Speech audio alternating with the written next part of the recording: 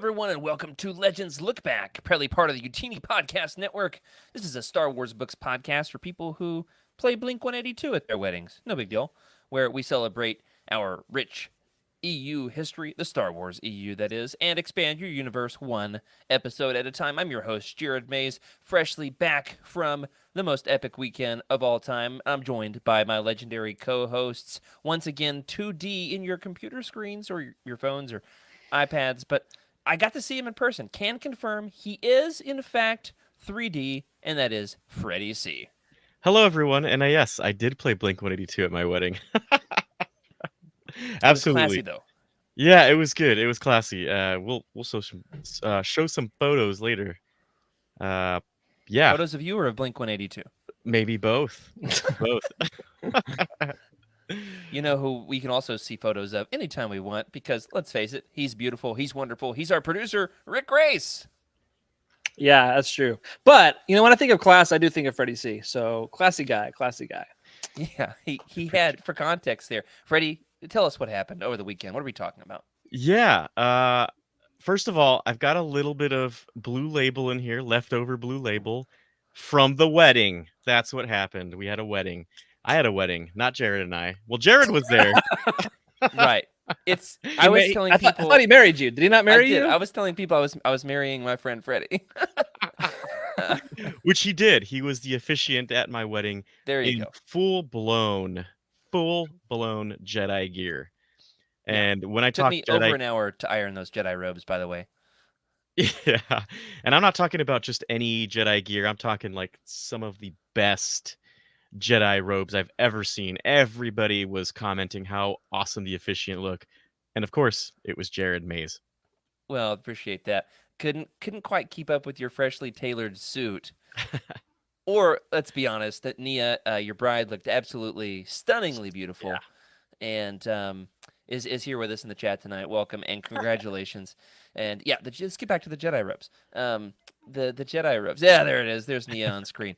I did get new boots for the wedding, and the boots, they got a compliment. So Thracken's Thrift Store coming up next episode. I'll show off my Jedi boots.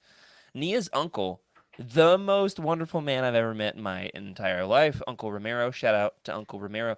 He was like, man, those boots, are they special? What's special about those boots? And I was like, well, it's really the two stripes at the top that makes them. Like, how do you describe? I was like, how do I even begin to break this down for this man? And anyway, he was into it. He called me Obi-Wan all weekend. Man. Yes. All weekend, he would say, "Hey, Obi-Wan, come over here." And I'd go over there, and then he would say, "What's your name again?" Obi-Wan. You got it right the first time. Yeah. Once So again, I got a Blink-182 song. I got some photos. You want to see them?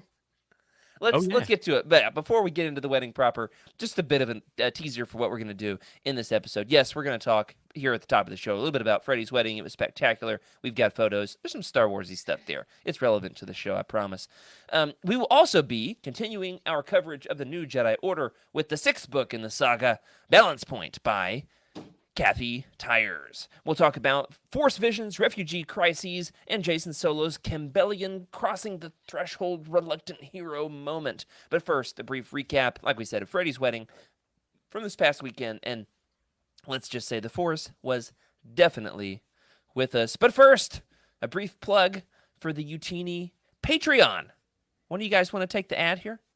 Freddie, you want to Sure. read the ad read? Yeah. For us? Of The ad is course. us? Yeah, the ad is us. Our first ad is us.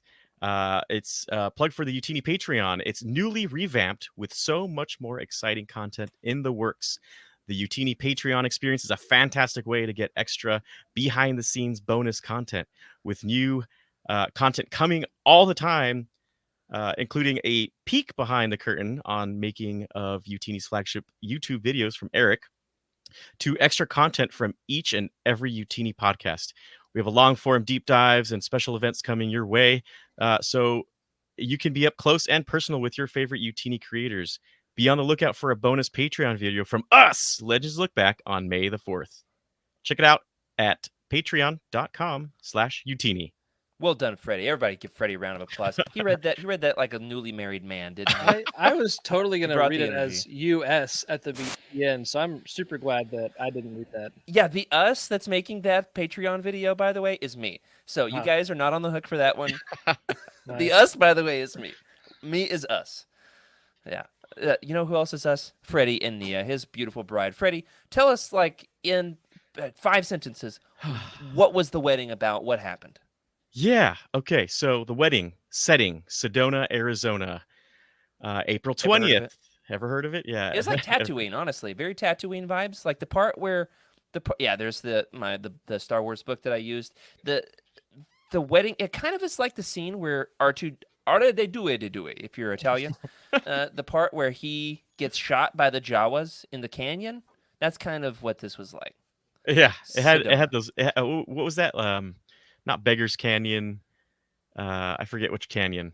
Right. It, I it know is. what But you're talking anyway, yes. Yes. So set in Sedona.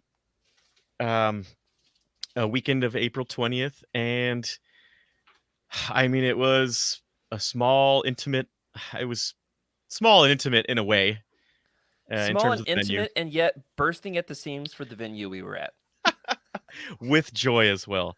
Everyone was incredibly excited. It was honestly a whirlwind. It went by so quickly. Jared and I got to hang out most of the time. The wedding was fantastic. It went how I expected it to go, and then some. So I got to try all the food at the wedding. Not a lot of people get to do Man, that. the food was fantastic. They were bringing around those trays of appetizers. As soon as the wedding was over, it was like a SWAT team situation.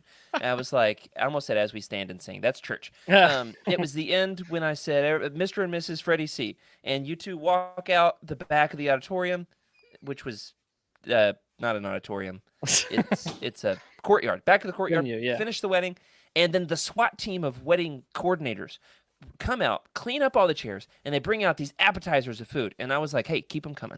Keep them coming. Fantastic food. Man. As we were going to take these photos off-site, which wasn't too far, it's one of the vortexes in Sedona, if you're into that. We were gifted by Nia's sister a couple of crocheted lightsabers. They're so cool, And dude. They're so That's- cool. They definitely made their way into the photos. I'm not sure how exactly to go back from here, but we're gonna find out. Let's see. This one's my favorite. Oh yeah. It's over, Freddy. I have the high ground. Exactly, that's what I was going for. Hey, let me give you a wedding, like a marriage tip here. She will always have the high ground right. for the rest of your life. Let me help Okay. you out. You're right. I'm sorry. Please forgive me. All you need to know right there. Or no, you're right. Did I say I'm right? You're right. I'm sorry. Please forgive me. Yeah. Yeah, there you go. Here's part of the ceremony. So this was I mean I was in tears when Nia walked down the aisle. It was great. I was having to hold Freddie back. It was like I was supposed to give him the cue. Yeah. For when he was supposed to turn, which is good because that's my Twitter handle, Jared Q Mays. So I'm very, very good at the cues, and it was a a lot of fun. It was great, good moment. It I was was. watching Freddie, watching Nia. Oh my Check goodness. that out. Dude. I joined up with that's- them right after this shot was taken. For our audio listeners, this is a shot of Freddie soaring through the air, and his groomsmen catching him. He's what, a good 25, 30 feet off the ground. Yeah, it was terrifying. They threw me 8 times just before the wedding. Oh gosh. So I met up with them, and they are all absolutely out of breath. And I'm like, what have you guys been doing? It is 20 minutes to go time. Yeah, that great groomsmen, Nice. a lot of fun. And we've got some audio clips from these guys that Ooh. I have not yet had time to prepare, but hopefully next episode, maybe it'll be a Patreon thing, not sure. We'll hear from a lot of Freddy's buddies, like their favorite Freddy story. I've got a story about Freddy being kidnapped. I've got a story about Freddy skydiving. There's a lot of fun stuff. Absolutely. This is my favorite shot. I one of the things that Jared hadn't really mentioned yet is we did a dance routine, and Jared can fill you in on his thoughts. We practiced since October of last year, this routine, and the one thing I learned from it was how to dip my bride and how to give her that smooch. The There you tip, go. the suggestion there, the trick is use your quads. You got to Yes. use the quads to tip the bride, everybody. Huh. Yes.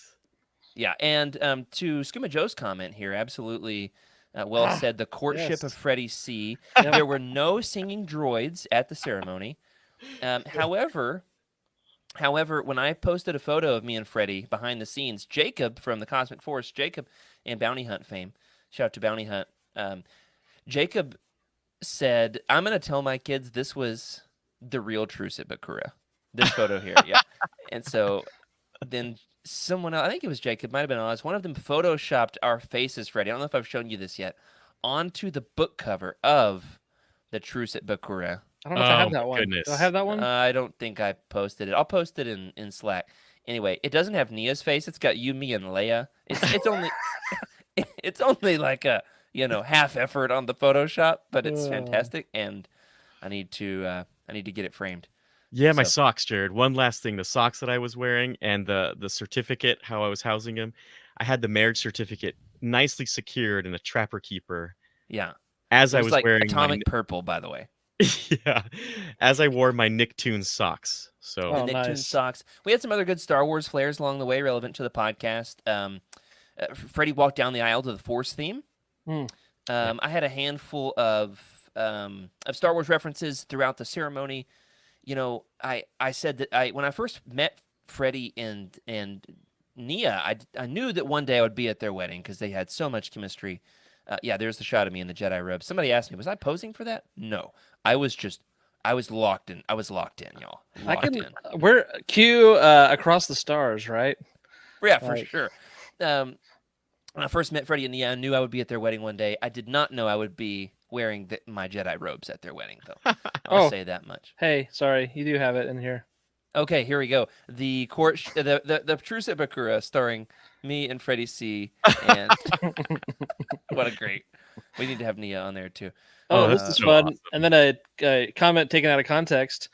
Yeah, Talking thank about you for the last that. one. there's And people it who says, are "Wow, photogenic, Jared, that photo is." Majestic. and there's people yeah. who are Yeah. photo majestic like Jared. Yeah. There you go. Okay, I appreciate that. To be serious here for a second, there's other Star Wars things we could say about it, but we need to get on with the show. I will say, Freddie, relevant to the show, why were we talking about a wedding on a Star Wars Books podcast?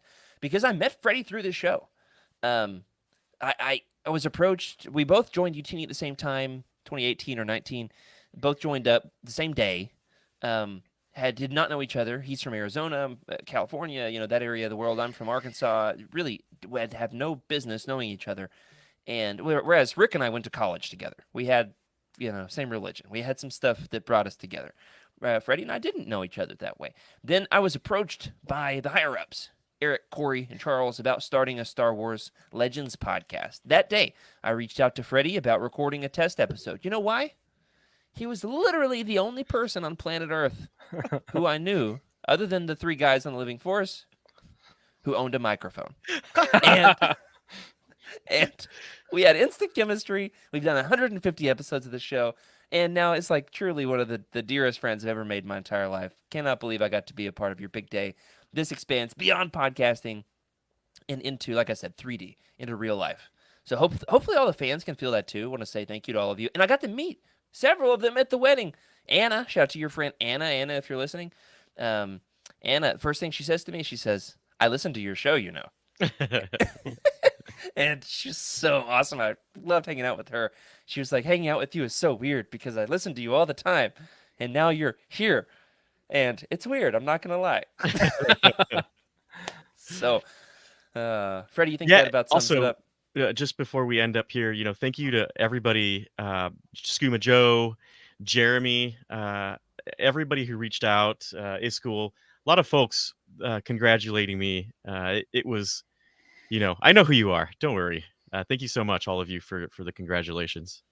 Yeah, your mom was trying to get Daniel Logan to come to the wedding, she told me, which is awesome of her. So, Daniel Logan, you know who you are, too. And we know who you are. And open invitation to ever be on Legends Lookback. But without further ado, let's get on with the show. Rick, what are we talking about today? They're talking about that little book. The book, let me pull this up. You got it. I believe in you. You just read it. Balance Point by Kathy Tyers, who also wrote Truths of Bakura, that one other book that we talk about sometimes. So this book, I did not realize it was the same author until a couple days ago when Freddy said something about it. Oh, nice. Yeah. I'd recognized the name, but I hadn't made the connection either. Like I knew that she'd written other things. I just didn't put it together as well. Veteran author, veteran Star Wars author, That's Kathy right. Tyers. That's right. Oh, hey, Freddy, So- check this out. My hardcover copy. Sorry, Rick. My hardcover copy on the inside, it says Orange County Library. So Oh, that's man. cool. Yeah, That is yeah, cool. Oh, I just shut it. Keep going, Rick. Yeah. So this is the 6th novel in the New Jedi Order. It was published in the year 2000, a nice round year. And this was the 2nd hardcover for general release. If you guys remember, there's been some that had a hardcover, mostly the science fiction book club, but the actual hardcover were not that easy to find. I thought you were about so- to say for General Grievous. Oh yeah. So are we ready to dive into the spoilery content and get going? Yeah, I think so. Though I do want to put out a general, not General Grievous or general release, a general call to listeners. If you've not read the New Jedi Order and 19 books sounds like a lot to tackle. Honestly, I'm going to sick Emily on this project, and she doesn't know it yet. I would like to see if somebody will just read the 5 hardcovers, and I want to know what their experience is. Interesting. Because Del Rey, like, they theoretically designed the series to work that way Interesting. to a certain degree, and I'm really curious what that's like for people. Wow, yeah. So I will this say, this would be book 2 if you were doing it that way. Holy cow, this is 6th? Is book 1 Yeah. just Vector Prime? Yes. Okay. Honestly, you're missing a lot on book 2 and 3, in my opinion. Yeah, I think that 2, 3, 4 are extremely strong. Man. Yeah, I know. So I'm interested. Anybody out there wants to give that a shot, let us know. So without further ado, we're going to get into Balance Point. This is your last warning. If you've not yet read the book, or if you're like Freddy and read half of it, you're about to have the whole plot of the book spoiled. Sorry to out you like that on main, Freddy. I just got married, guys. Listen, I was a little. Yeah, it's a busy time of your life. Busy time. On the wedding, any spare moment that we had, I was filling Freddy in on what happens in Balance Point. Yeah. I was like, Freddy, here's what happens. Jacen Solo, Yuuzhan Vong, there's mods. All right, so spoiler warning. Let's get into it. Balance Point. The primary plot of the book is set in and around the planet Duro, the plant with the butthead aliens, the planet which says plant here in the show notes, the planet which Jaina is sentenced to recover upon after being forced to go EV in a battle with Rogue Squadron at the beginning of the book. She's wounded and blind and then sent for medical recuperation alongside her family on Duro. There she discovers that Duro has become a haven of refugees. Like I said, she's reunited with her family, Han, Leia, and Jacen, though she and Leia have some beef in this book. That's a whole thing. Jacen has a force vision, which really sets the tone of the whole book, of Luke tossing him a lightsaber. He fails to catch the saber in said vision, therefore the entire galaxy falls into the hands of the Yuuzhan Vong. Someone also in the vision tells him to stand firm. Jacen is shook, rightly so. Force visions kind of mess you up sometimes, like when you have a bad dream if you eat too much chocolate ice cream right before bed, kind of like that. Because of it, Jacen vows to reject the use of the Force outright so that if he never uses it, he can never doom the galaxy. Right? See the logic there? More Skywalker solo family drama. Mara Jade, recently healed from her comb spore disease, courtesy of Vergère's tears, is suspicious that there's an alien life form living in her body. She feels a presence, only to discover the Force-aided pregnancy test she's expecting. So huge galaxy-altering consequences there of Luke and Mara, which, by the way, the Wook describes the pregnancy as Luke and Mara, who have spent rigorous amounts of time procreating, are expecting a child. Like, the Wook is really weird about it, so that's cool. Oh boy. Yeah. Yuuzhan Vong's spy Nominor is undercover on Duro, Count Olaf style.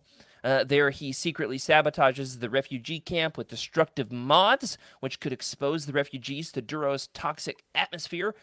Mara and Jaina eventually discover his wily ways, confront him, and end up trapped under a cave while Nominor lives to fight another day.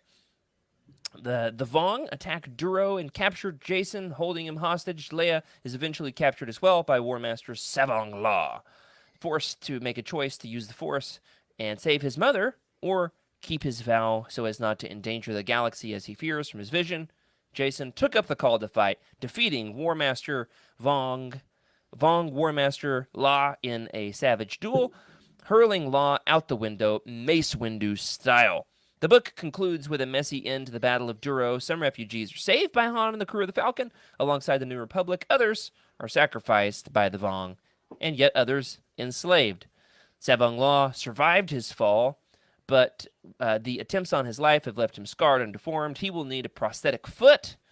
He makes a declaration to the entire galaxy that the Vong will end the invasion, plot twist, and spare Coruscant if the New Republic will do one thing. Bring him... It's actually two things. Kind of three, depending on how we're counting, who's counting. If they'll do one thing, they'll spare Coruscant, and that's this. Bring him Jacen solo and surrender or kill all the Jedi.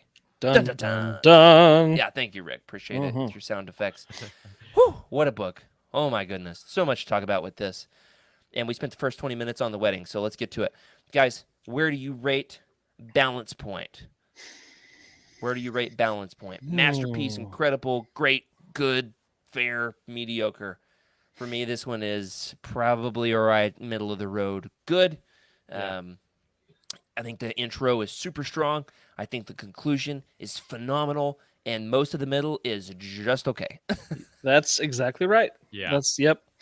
I was not underwhelmed, but it was a slower pace reading this one, and I felt like Jacen and Jaina were just like whiny the whole book about one thing or Jaina's another. very teenagery with her mom in this book.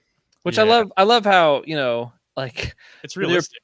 but like the New Republic's like, oh yeah, you're not too young to be a fighter pilot and put your life in jeopardy. And then as soon as she gets in there, they're like, okay, go back to mom now, we're done. And it's like, you're not going to take care of her. They said, oh, we don't want to overcrowd the hospitals or whatever, but it's like, Typical come on. shifting of responsibilities. Yeah. Right? So I think this book started off with me holding on to my seat, right? Like I think it was not even the first chapter, it was just the preface. It just held me onto my seat, and I feel like I didn't feel that again for a while, right? Like there were moments, but it wasn't, I guess, the direction I was expecting it to go in. It was definitely slow, not a lot of building in my opinion, but more situation building, right? Like it's almost like this is a boiling point for what is to come, and I don't know. Would you call it a balance point, Freddy? It's a balance. it's a balance point. That's really good. Man. So, I didn't get to read the whole thing, but I did get in my snips. I did put my 2.5 audio on the drive back home. It's terrible. I would say really read like the last 50 pages there. That conflict with Leia and Savong Long, and Savong Long's a huge character in this series. In fact, Pablo, the architects of the NJO, this is the Central Reader's Companion here. It describes him as the Darth Vader of the series, whereas Supreme Overlord Shimra is the Emperor. And so then, Jacen then is like Luke. However, they do spell this out in the book that Jacen and Savong Law are not related. So very helpful there. Thank you, Pablo. Yeah. One thing I do want to point out, just kind of my wrap up here, is this book I feel like is very focused on Jacen, right? I feel like if we were doing like a soccer match, Jacen has he's got control over the ball. He's got 90% ball control, in my opinion. That's how it felt. At least everything was for, I think, his development, for Jacen's development. Yeah, well said. If it's a Formula One analogy, you could say he's in first position the whole race, right? Pole position, yep. Max Verstappen. Pole position. I tried. I learned that Freddy's bros are Formula One fans, Nice. and I messaged Sports Talk in the Utini channel to say, help me. That some of you guys are Formula One guys. Corey especially. I was like, hey, help me out. I don't know what to say. I'm stuck in a Formula One conversation. Somebody give me a talking point. Nice. Corey is apparently in Freddy's Bros Formula One group chat. And Yes, this is Corey! this is how we're gonna spread the United, right? Is Yeah. is He comments Freddy's to Bros. me to get to yell obscenities at Freddy's best man Raul. So the random person, I've never met this guy before. I'm sitting next to him on a bench. We've not even said hello yet. He's talking to some other guys about Formula One. Corey from across the country tells me to call this man obscenities. They know each other. The random person I'm sitting on a bench with. It's hilarious. What? That's I crazy. know. Amazing. So, but yes, Jacen. So Tyers actually says that for her, so much of this book, the overall plot structure of the New Jedi Order as a whole, the point of this is the Campbellian story beat of the reluctant hero crossing the threshold. And so, to your point, Freddy, this is that. Absolutely. Okay. There it is. All right, so I must have missed, I think, something being set up early in the book because I don't remember what caused the conflict. Was it what happened on the space station His dream. in Corellia? Okay, was it just the dream that got him like? Yeah, it scared him a bit. Well, he's already been in the Center point, that's what I'm series. thinking of. There's been this ideological divide between him and Anakin. Right. That Anakin thinks the Force should be used proactively like a weapon. Yeah. Right. And Jacen is like more mystical. He thinks the Force should be studied and observed and not wielded. And so he's already leaning pacifist. But then to disconnect him entirely from the Force just seemed like a big leap from where that character development was going. I don't know. That was a hard part for me to figure out. Did I miss something? Like what happened? But okay. I think it's a collection of see, this is the thing that I think Kathy Tyers relies on, which is the building of everything that happened beforehand. Mm-hmm. Right? Like, is that I feel like the books prior to this really built out the universe, the Vong. They spent a lot of time, the first book is obviously the introduction to it all. Then you've got the middle books building everything, and Kathy just takes it and runs with it. Right. And so I feel like Jacen's already been questioning, are we doing the right thing? He is the opposite of Kip Duron in every sense of the way. Right. He's does not want to use the Force. He's not bombastic. And he's really struggling in this book because it's a balance point, right? Like he's trying not to do something with the Force, but he has to. He has this dream that scares the bejesus out of him. Bejesus Anyway. 182. Yeah, and very well said. I love that idea that there's fear. I like this comment from Michael from in the chat here that it's a sense of fear in Jacen, and so we of course know that fear is the path to the dark side, and so he's afraid that his failure will determine the course of the galaxy. Which then let's skip on down to this question, guys, about Jacen while we're on the topic. Everybody give our reviews before we move on to Jacen. Everybody on good? Is that where we're all at? Yep. Yeah. Yeah, so Jacen's faced with this character-defining call to action in the climactic sequence. To reject the Force altogether or lose his mother at the hands of the Vong. Or take up the lightsaber and face down the War Master, consequences be what they may. But did you ever really question if Jacen would do the right thing? Was that ever really up in the air for you? Or I guess a follow-up question, was saving his mother truly the right thing to do? Would it have been better to sacrifice Princess Leia, his own mother, in order to save the galaxy? Or was saving mom the right move? Yeah. It's kind of like an ethical trap question there. As a reader, right? As a reader, coming from my point of view, seeing what they did to Chewbacca, I felt anything could go at this point. And, yes, Chewbacca is a major minor character. Right.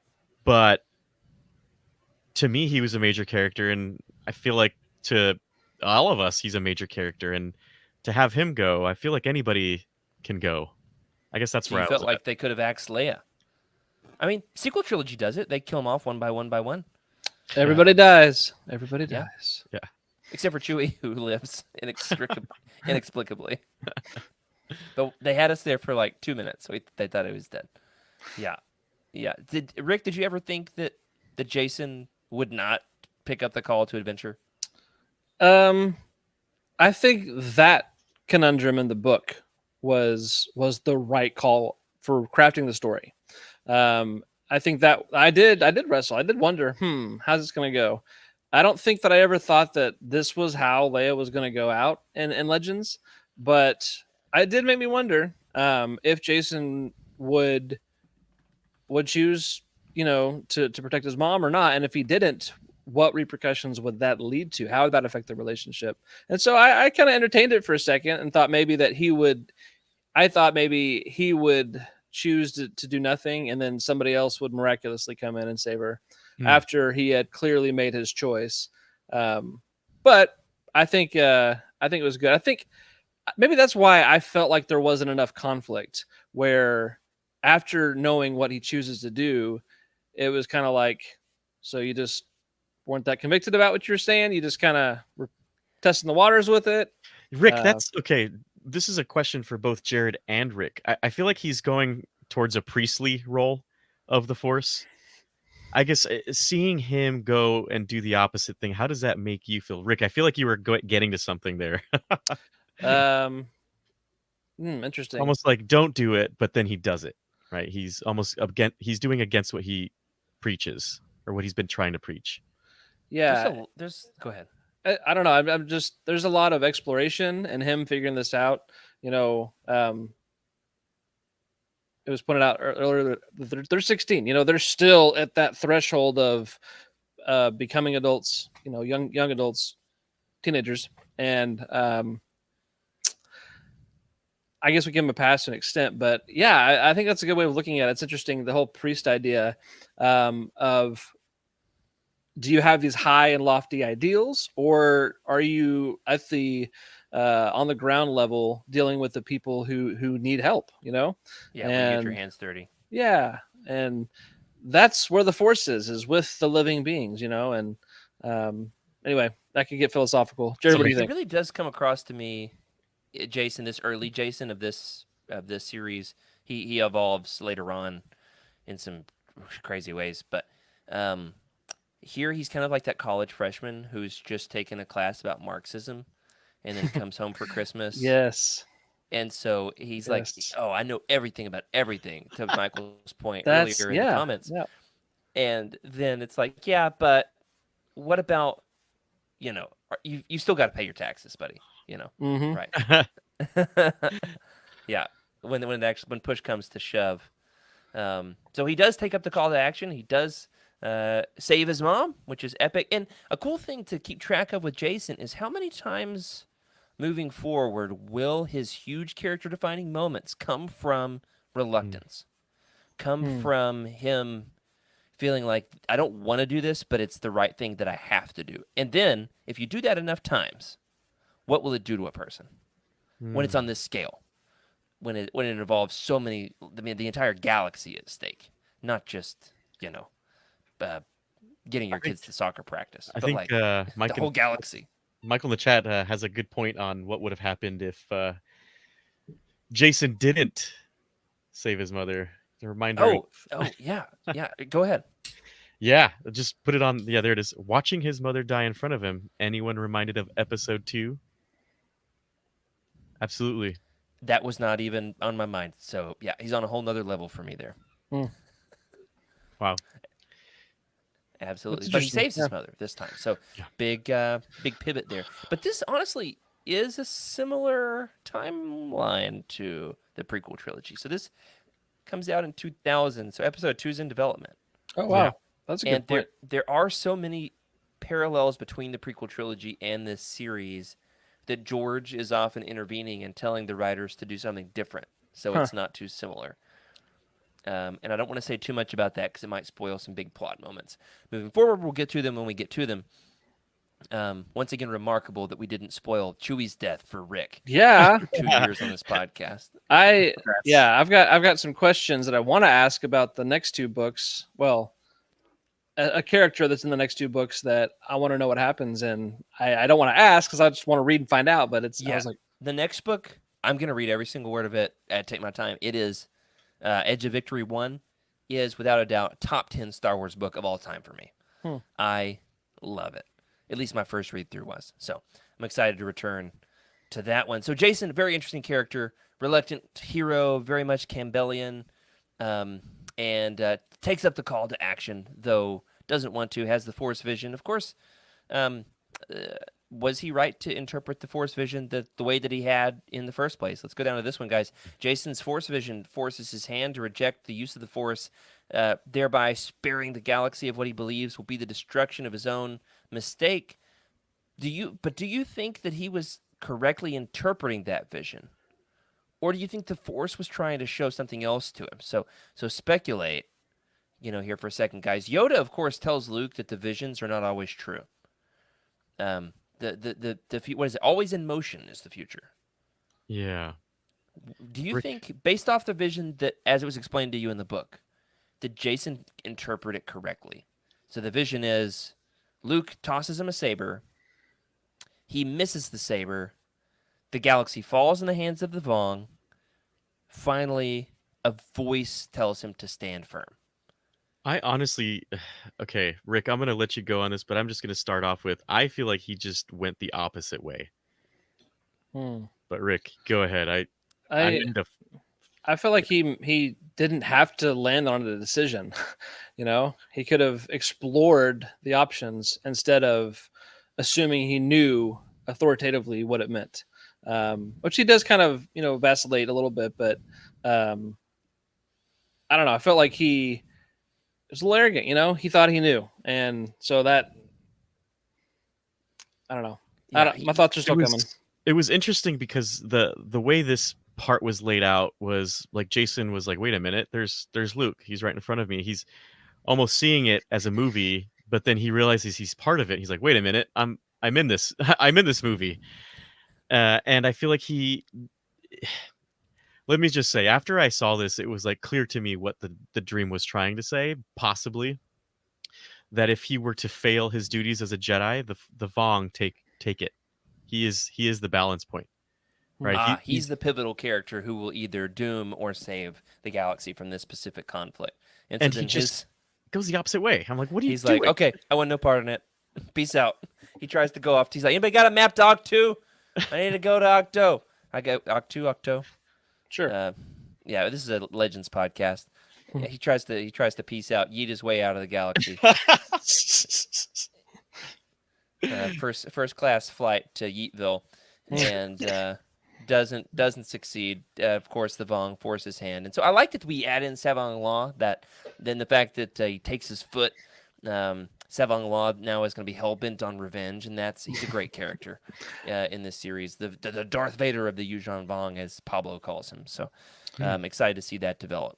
I love the foot. That's just such a random appendage to lose. Is like it just sounds like an old person got hip issues. Oh yeah, my foot's acting up again. Like oh yeah, I lost my foot. Yeah, exactly. It just well, it's the next time they meet. It's a really iconic scene because Savong Law pulls out his amphistaff. It gets all hard, and he's like, "Time for a showdown." Bet you didn't recognize me because of my new foot. Yeah. There you go, another sequel trilogy joke there.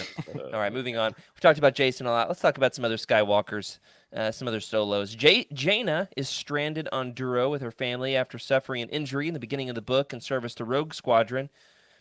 Is this just Kathy Tyers telling Mike Stackpole that she doesn't want to write Jaina as part of Rogue Squadron, or do you think there's more to it? Does Jaina's being grounded?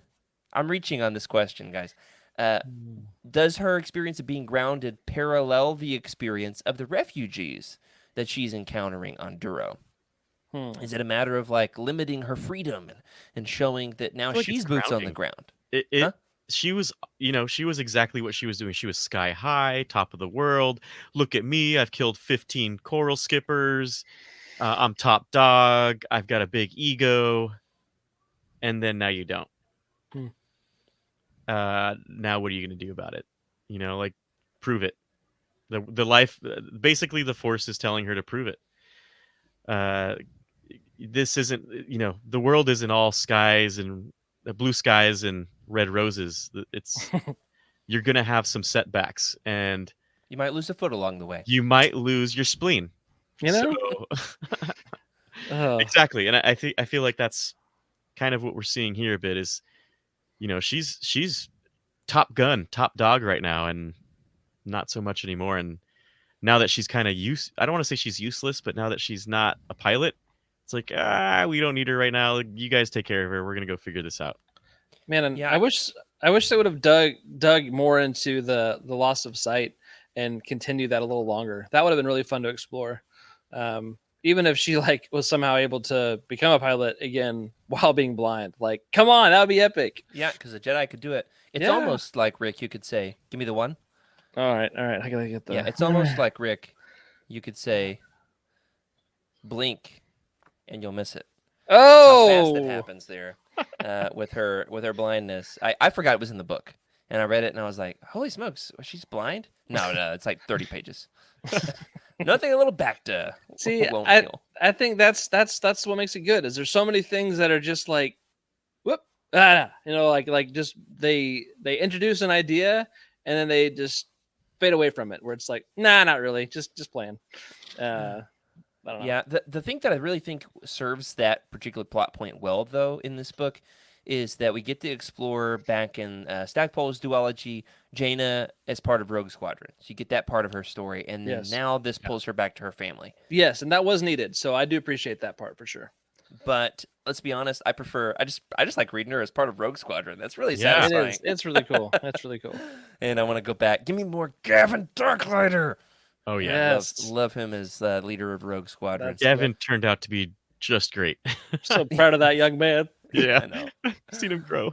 Yeah, Jaina though has some more development to come over through the post New Jedi Order and beyond. So keep a pin in that one. Another huge development in the Skywalker family is revealed in this book, guys. This is going to have some absolutely cataclysmic galactic consequences.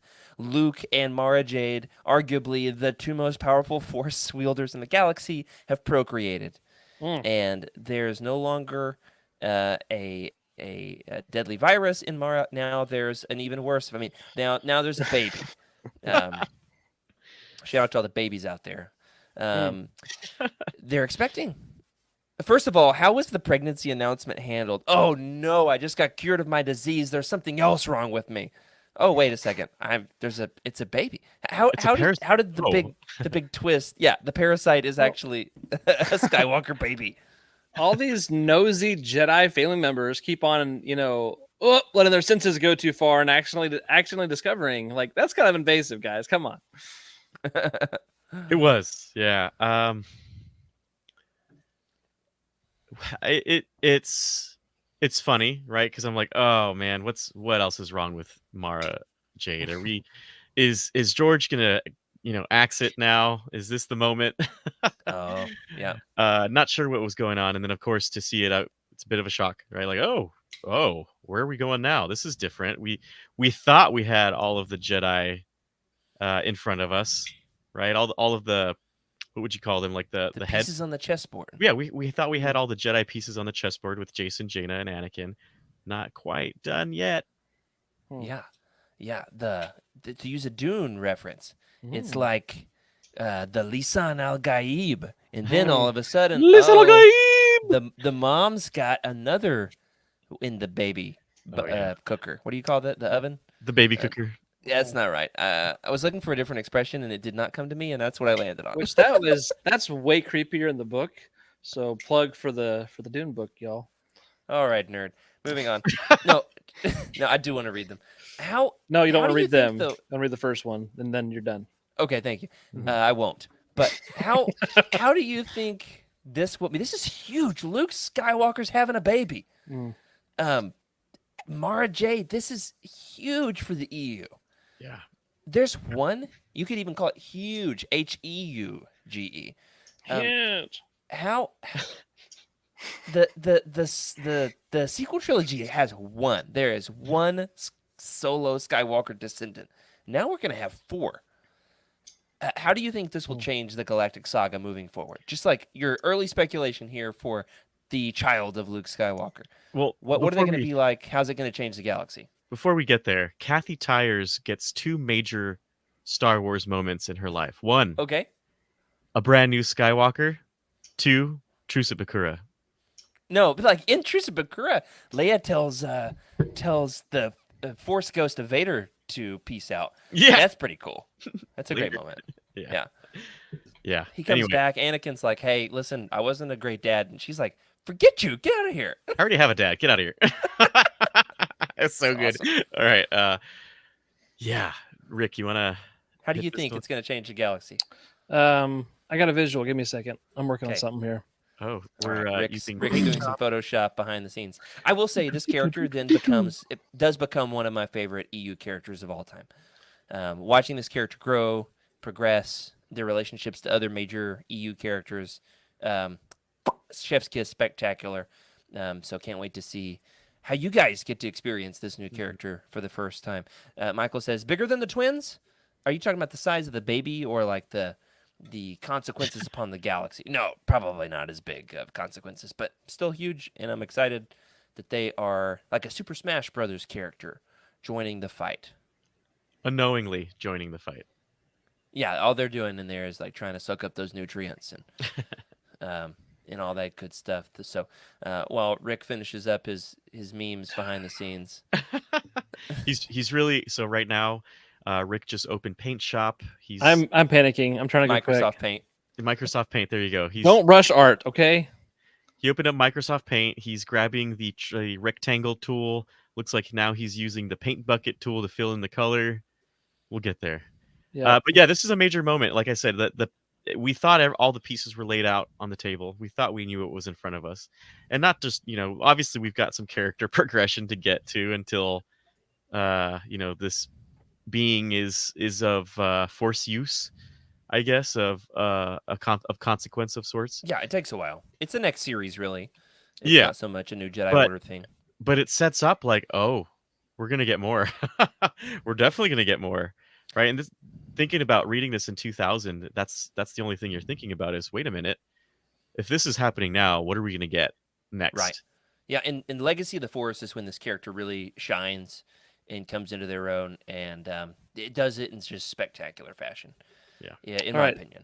This is a mess, but this is the best I've got. I really think that having more Skywalker solo kids, it's setting us up for Star Wars: The Next Generation. Oh, great. For our audio listeners, we are looking at a very poorly photoshopped meme Oh, it's awful. It's awful. of Just for you. Just for you. the Star Trek Next Generation poster. But the Trek is crossed out as Wars. Jared telling sounds me- so disappointed right now. You're telling me you couldn't like change faces or anything? All you got was changing the word Trek to Wars, and that took you that long? Yeah, it's complicated. Oh man! So we've talked about the heroes, we talked about the Skywalkers, the Solos. Let's talk about the villains here for a bit. Nama Nor, I compared him to Count Olaf earlier with the Lemony Snicket series of unfortunate events. Okay. For those who don't get that reference, Count Olaf is in disguise as a different character in the Oh, first nice. several books of the series, and he's like, "Oh no, now I am actually the wedding, not wedding. I'm thinking about weddings. Dang it." I'm like the hotel manager, and they're like, "No, Yeah. you're not. You're Count Olaf." And he's like, "No, I'm not." And that's definitely not the same tattoo on my ankle that you've always seen. And so Nama Nor does that in this book. He's in disguise. What's your impression, guys, of Nama Nor at this point in the series? He's one of the more dynamic characters in the series. He goes on an arc. Where are we at with him now? So I'm having a hard time keeping track of my Yuzan Vong characters, honestly. But he's one that I'm following. Desperate, I feel that he keeps having these setbacks, and so he's kind of at the end of his leash, where if anything else goes wrong, it's clear that he's not the top dog. And so, what does someone who's more and more desperate do? They tend to, intensify the stakes, and either really good things or really bad things happen, depending on your perspective. I feel you on the Vong confusion, Rick. Mm-hmm. Yeah, and so he is in the mix somewhere. He was like an advanced spy. He's been sent to sow discord in the galaxy in advance of the Yuuzhan Vong arriving. Right. And now the Yuuzhan Vong have arrived. He's still out trying to sabotage things, though he royally messes it up here. Though he's got, I love that he's got like a bag of critters, and he unleashes his moths to destroy the space station. Though it is kind of a cool biological warfare technique to eat through the. It's a cool kind of like science fiction thing. There's a biodome to protect the. Good movie. So think about, is that a movie? I think Pauly Shore, way back. So you think about in Star Wars, the character lands on a planet and they pretty much just can just go breathe the air. Yeah. But in space, that's not how it works. So not every atmosphere is breathable. Not every atmosphere Most aren't. is, and not every atmosphere is got the perfect mix of what hydrogen and oxygen that we need to survive. Nitrogen, yeah. Yeah, I know space science, obviously. Of course. And so this actually confronts that kind of sci-fi. Freddy, this is what you say about Truce Bakura. It leans more sci-fi than fantasy. And Kathy Tyers. She's good at it. She does get this sci-fi element, which is not all atmospheres are equally breathable for all species. And I don't know how many books before or after this, but the Siruk are actually mentioned in this book. The Siruvi. She wonders how, or I think is it Luke? Somebody wonders how would they deal with the Vong?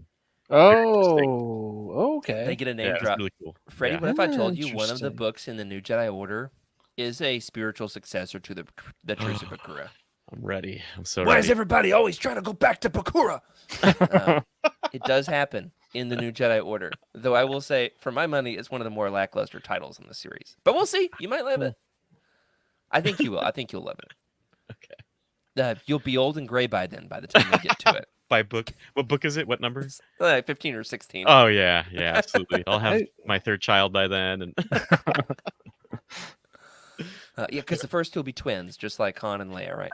yeah, there you go. Fantastic. So, Naminor, keep your eye on him. A very dynamic character in this series, though he comes across as very Count Olaf. That's a really good this comparison. So props to you for that. Thanks, now Rick. that I I've been understand sitting what on you're- that comparison for 10 years. 10 years. And I finally got a chance to make it. I'm not gonna lie. When I saw it in the notes, I didn't read count, and so I thought you were talking about the Frozen character Olaf, and I was like, I don't get it. I don't get it. But in once you- Star Wars. yeah. Oh, that was weird. I just morphed into Josh Gad for a second. Let's put that in our Legends Look Back musical that is coming soon to a Patreon near you. Don't you dare make me Josh Gad in the Legends Look Back musical. Don't you dare. Freaking hate that guy. Moving on. All right. So, shout out here to one more character before we move on to a couple overarching questions, and that's Randy the Hutt. I mean, Randa the Hutt. Rhonda the Hutt. Randa.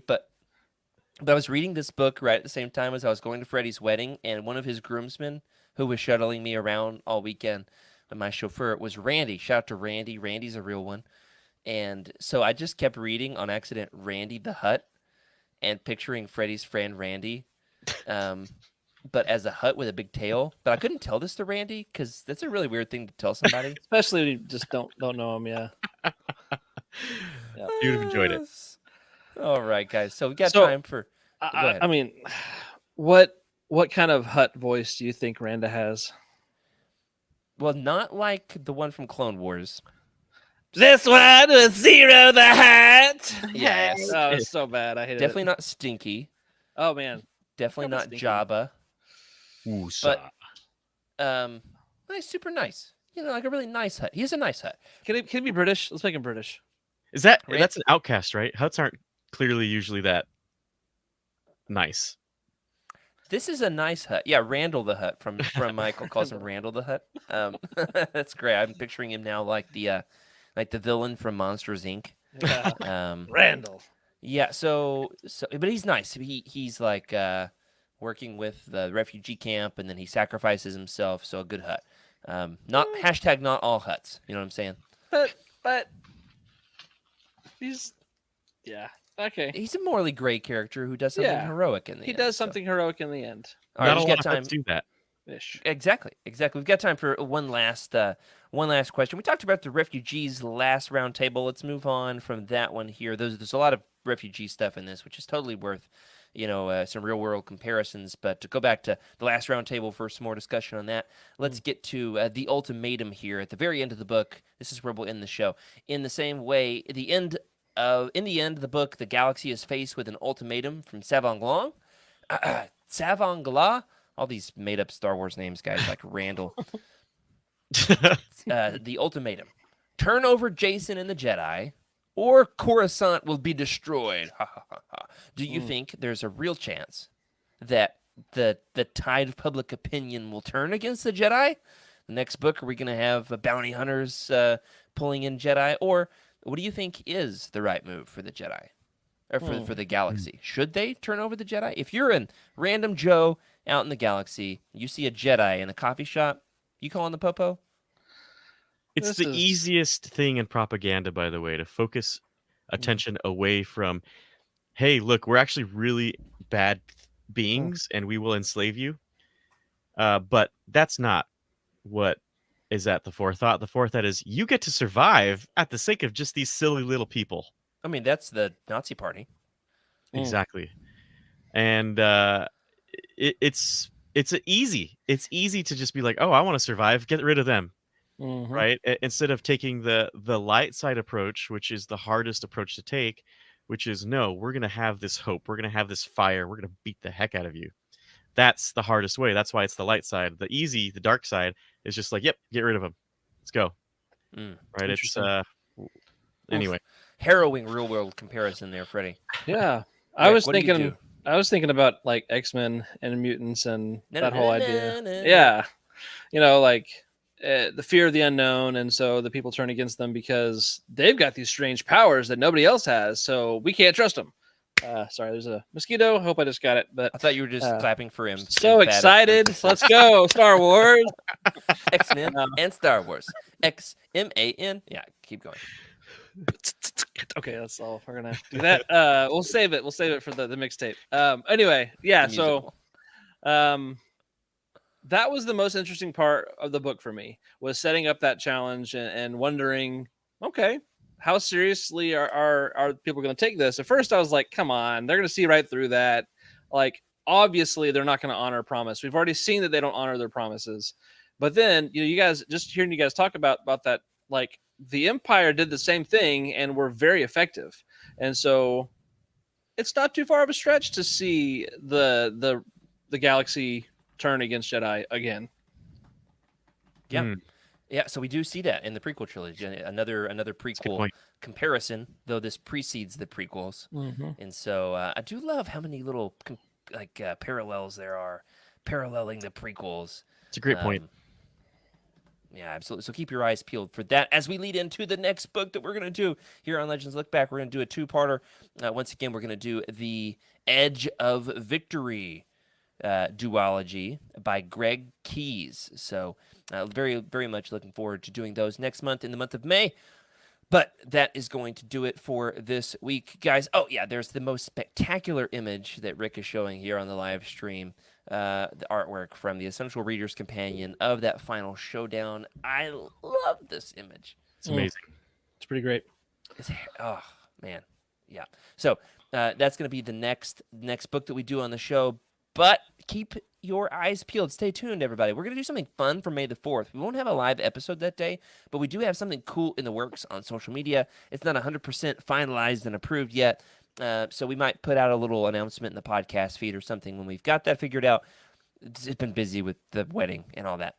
And congratulations once again to Mr. and Mrs. C out there. So looking forward to May the 4th. If you don't hear from us before then, happy Star Wars Day. May the 4th be with y'all. That's the Southern version, by the way, guys. With y'all. It's true. And also with you. And also with you. Thank you, good sir. In the meantime, keep your eyes peeled for some other great shows in the Utini Podcast Network: Star Wars Archives, The Cosmic Force, Utini Avatar Show, and the Utini Baseball Show. Oh, and another one, the Utini Show. So many great podcasts you can be checking out in the meantime. But that'll do it for this week on Legends Look Back. If you're looking for other podcasts to expand your fandom, check out the rest of our lineup in the Utini Network. If you're already a proud member of the United on Patreon, thank you. A special thank you to Brian Dooley, Carl Sander, Michael Fry, and Raymond Bazinski on the High Council, as well as James T., Ashley Ingalls, Colton Fife, and Chris Carrizo at our Captain tier for your amazing support. If you'd like a shout out here at the end of the show, you can join the Captain or High Council tier as well. Rick. Yeah, so you guys can catch us live every other Tuesday night at 8:30 Central right here at utini.com/@Utini Vault. Be sure to ring that bell if you want to get notified whenever we go live. And remember to subscribe to the channel, leave us a review in your favorite podcast platform. If you'd like your thoughts read on the show, you can email us at legendslookback@utini.com. And we're also at that Twitter or X thing called Twitter or X, and our handle there is at Legends Look Back. Freddy. Yeah, let's keep the party going and hop on over to Discord, where we are continuing the conversation with other Utinians about this week's episode. You can find us in the hashtag Legends-Books channel. All right, that's about it. Jared, you want to take it out? That's right, everybody. Keep exploring, keep sharing, and let's keep on expanding the universe together. May the Force be with you.